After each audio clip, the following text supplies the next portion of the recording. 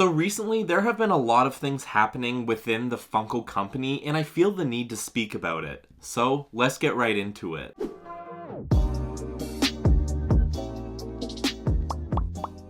Now, before we jump into the video, I just wanted to let you guys know that I do have some notes pulled up on my laptop right here. So at any point in the video, if you see me looking at this direction, it's because I've got this right here. So I'm just going to explain all of this stuff all at once because I'm sure some of you guys know what's been going on and some of you don't. So I feel like it'd just be better to explain all of it. So a lot of things have been happening in the Funko company lately. And one of those things is that Funko actually fired their creative department. They fired 3 of their senior leaders of the creative department, and these people actually created the designs for Funko Pops. So what they design is what we eventually see on shelves at retailers. And I have heard from some sources that a couple of these people have spoken out about poor working conditions. They are working overtime and they're getting paid less compared to the industry standard. And if I remember the number correctly, it's like somewhere in between $20,000 and $30,000 less compared to the industry standard. Another thing I forgot to mention is that these senior leaders of the creative department were also fighting for better working conditions,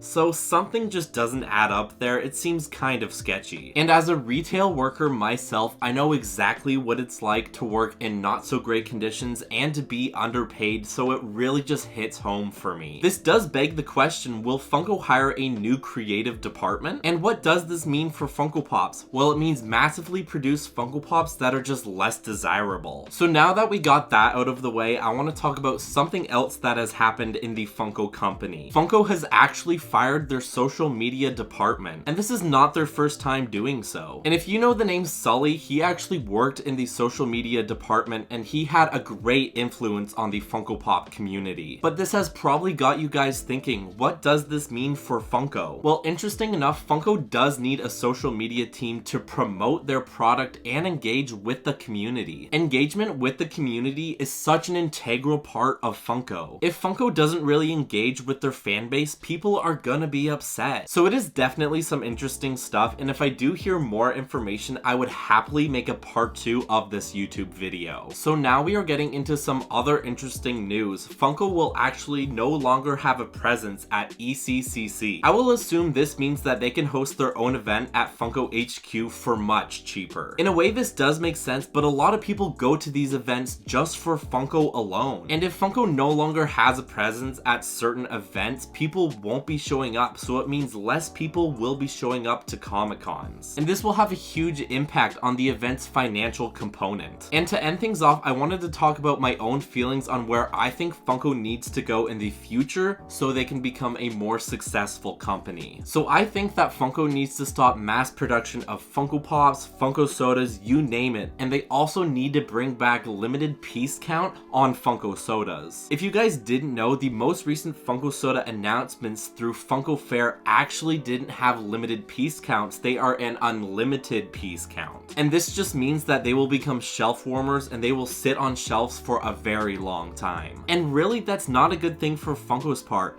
A joy about collecting Funko Pops is having that rarity. And at this point, you guys are probably asking, does this mean that Funko will collapse? Well, I don't think so, but if things keep going this way, I am a little worried. They do need to realize what they are doing wrong so they can produce better quality Funko Pops for all of us collectors. So guys, that is all the information I have that I wanted to share with you. To be honest, I would love to hear your thoughts about what's been going on lately. All this stuff happening recently has made me really worried about Funko. But we can just hope that Funko can pull through and continue to be an amazing company. So guys, I know that was a pretty heavy topic for today's video, so I kind of wanted to just wind down the video a little bit and talk about some new Funko Pops that I recently got for my collection. So my friend Gavin actually decided to order some Funko Pops and he asked me if I wanted anything, and I decided to pick out these 2 Funko Pops right here, which are a part of the Justice League Funko Pop set. And I think I will show these off one by one. So first off, we have gotten the Flash, and to be honest, I really love how this Funko Pop looks. I really like how they did the shading on this Funko Pop. It very much reminds me of the comic style we see in comic books. And if I have to admit, the Flash is my favorite DC superhero, so personally, I just love this Funko Pop. And of course, I can't forget to show off the